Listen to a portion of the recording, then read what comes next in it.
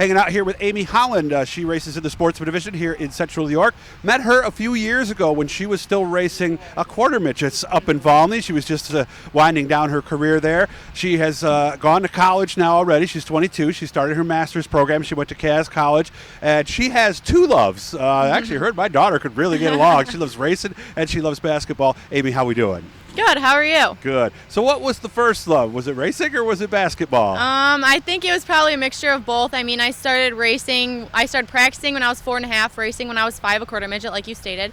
And then I started playing basketball around the same age. I was about 4.5 years old, and I played at the local Volney. They have a really good youth program, so I just got into that, and I stuck with it ever since. Very nice. So this really does work out, because obviously the busy time in basketball is the winter, and the busy time is racing. But I know from watching my daughter and all her friends, you can not just play basketball 5 months a year anymore, can you? No, you definitely have to keep up on your game, stay up with your skills, and I mean, even if it's just picking up a ball, dribbling, shooting free throws, whatever it is, always keeping a ball in your hand is one of the most important things that I was taught when I was young.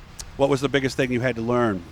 I would definitely say slow down. Oh, okay. I'm always going 100 miles an hour no matter what I'm doing, whether it's working on this thing or playing basketball. I mean, I played 3 sports in high school, so I was constantly going too fast. So, I mean, I would try running down the court before I even had the ball in my hand, and it was a disaster. So slowing down, taking my shot slower, focusing, I mean, just gathering myself basically before. Yeah, I think somebody said be quick but not in a hurry, I think, was it right? Right, yeah. I mean, you got to be quick and agile, but at the same time, you need to not be too fast for your own good, which is what I was. And I would imagine that same philosophy kind of carried over to the racing a little bit too, didn't it? Yeah, I mean, absolutely. You have to have a sense of urgency when you're on the racetrack, but you can't go too fast and put yourself in poor situations because then stuff happens. So what are the biggest things you learned in the quarter midgets that are still applying today? Definitely my sportsmanship and just my work ethic. When I raced quarter midgets, I was expected to work on the car, not just go to the racetrack, and Dad did everything. That really carried over into these. I mean, we work on the car 7 nights a week, and I'm right down there with my dad. Same with just being patient and sportsmanship, because you're not going to win everything. So, I mean, when I was very young, I had won a couple races, and then I lost, and I was really upset. I mean, I was like 5 years old. And my dad told me, he's like, you're not going to win them all, and if you're going to act like this, then we're not going to race. You can't have a crappy attitude. So Well, the other things I think it's nice that the kids learn in the early ages is sometimes you can just be riding around that track, minding your own business. Right. Somebody plows into you, a wreck happens in front of you. You learn a lot from those situations, don't you? Yeah, I mean, keeping your composure, absolutely. I mean, we've always talked about that. I'm not only representing myself and my parents, but everybody that sponsors me. I'm representing them, and people will see, oh, that 5 car out there, she just took that guy out and then punched him in the mouth when he came in the pits. I mean, that's going to travel with you. So True. I was taught at a young age not to do that.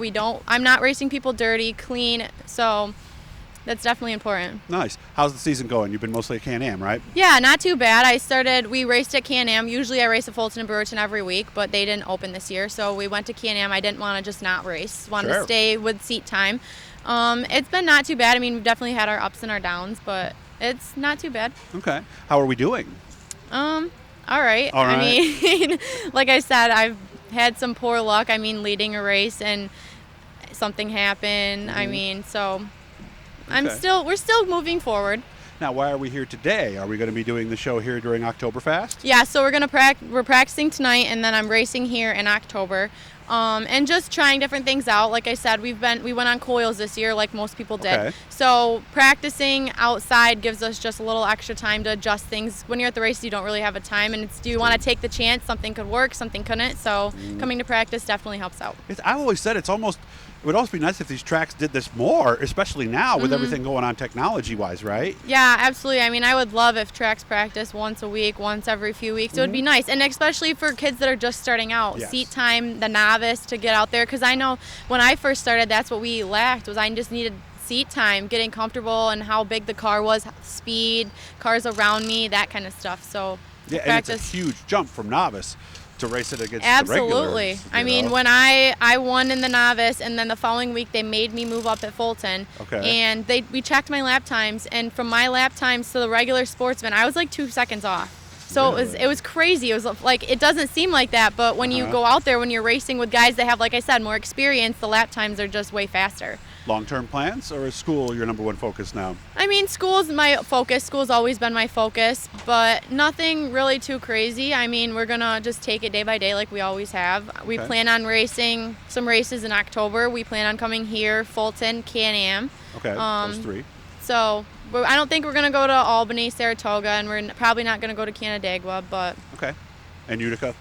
No, there's no Sportsman's Utica. Oh, that's right. They're doing the pro stocks. Right. There, that's I right. wish they were. Yeah, we would definitely go. I've never been there, but I've always wanted to. Oh, okay. Well, somewhere down the road. Yep. How's school going? All online? You said you're going to Purdue. Yeah, so I started my master's actually last week, all online at Purdue. Very crazy. I actually had to turn an assignment in before I came here. Okay. I think the work, because it is a master's level, is the expectations are much higher.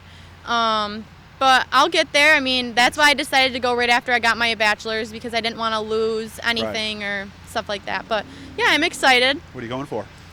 Business administration, and I'm specializing in healthcare management. All right, boy, that sounds like a good field to be in right now, doesn't it? Yeah, right? Lots of work. Well, we wish you all the best. I hope you have fun here tonight, and we'll see you during Oktoberfest. Thank you. It's good to see you. We're going to have chatted with you. And I wanted to help you for all your help you did getting Allie in that quarter midget that day all those years ago. I'm glad. I'm glad things worked out. I'll talk to you later. Bye, Thank you. thank See you. the blue E in the corner, guys? Click that. That'll subscribe you and let you know every time we're doing something cool.